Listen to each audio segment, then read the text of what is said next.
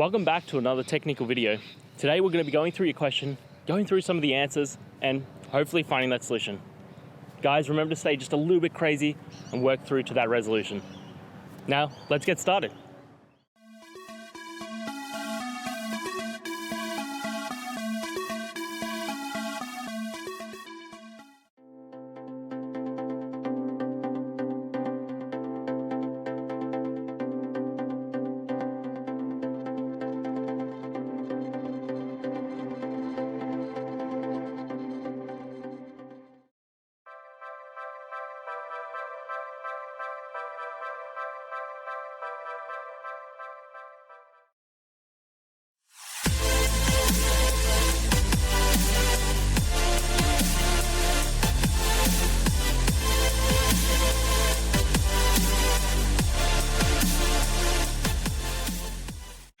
And that's it.